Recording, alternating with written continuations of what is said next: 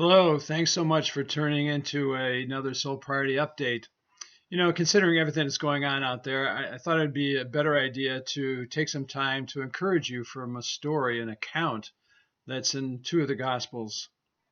It's a story of a desperate father, a desperate daddy, whose gravely ill daughter is laying on the doorstep of death, and he just hope against hope decides that he's going to go and find Jesus and have Jesus come and heal him.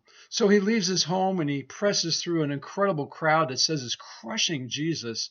He finally gets to the front of Jesus and he falls down at Jesus' feet and begs him, "Please come heal my daughter." And Jesus immediately responds. He doesn't take a second thought. He says, "Come, let's go." He Father gets up and they push their way back through this amazing crowd of people just all over the place. And all of a sudden, Jesus is stopped dead in his tracks because he feels what the gospel writers calls the power surging through him. And unknown to the Father, that there's another desperate person in the crowd, and it's a woman. She has been bleeding. She's been hemorrhaging for over a decade, and she's desperate. Her life is at stake. She's been isolated from the community because she is ceremonially unclean because of her flow of blood.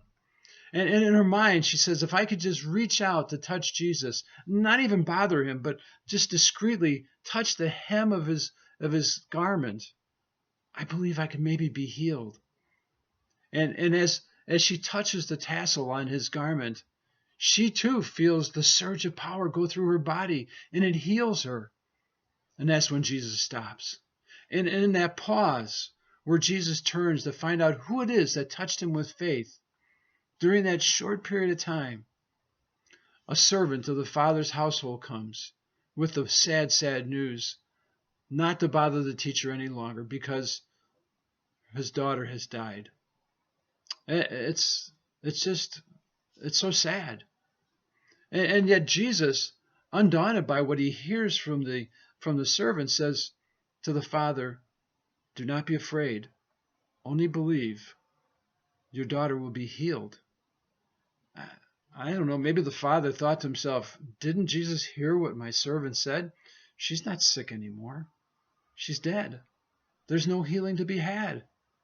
Instead, Jesus, with conviction and with compassion, just selects three of his disciples and puts his arm probably around the Father and says, "Come, let's go." And they get to the Father's house, and there's a symphony of sorrow. There's family and friends and mourners that have been hired to just amplify and dramatize the pain that's in this family. And Jesus just dismisses them all. And he takes the Father and his disciples and the mother, and they go into the house, and they go into a room, and there, laying on a cot, is the little girl, lifeless and silent. And whereas just a few minutes before, a woman had reached out to touch Jesus for healing, Jesus instead here reaches out to touch the little girl. And he says, "Talitha cum," literally, "Little girl, arise." And with those words, immediately, death became life. She's revived. She comes to. She probably gets up, sees her parents, and goes and gives them a big hug. Well, there's so much that we can derive from this account of this two desperate people, the desperate father and the desperate woman. But there's one thing that we can take from this, and that is in both cases, desperation drove these people to Jesus Christ, drove them to him for healing and hope. As we face the COVID-19 pandemic, and we get all the numbers around the world of how many people have contracted the disease, how many people are dying, what categories of people are dying, and we see the shortages of PDEs, and we see shortages of respirators and ventilators, and we're like, oh my goodness, what are we going to do? And we feel desperation pressing in on us. You know what we could do? We too can run to Jesus. We could let desperation drive us to him. It says that he took our griefs and our sorrows to the cross with him. And I dare say that with that, he took our desperations. I know that Jesus doesn't just know about your fears.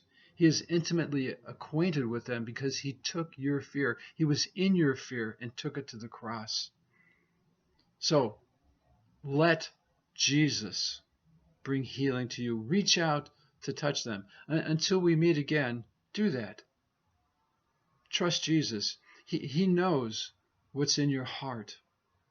He knows the fear or the concern that's in your mind. And he could uniquely bring his peace and, if need be, his protection to you in your circumstances. So until we talk again, as Peter said, cast your cares on Jesus because he cares for you. Blessings, my friend. Be safe, be brave, and be light. Amen? I knew you'd say amen.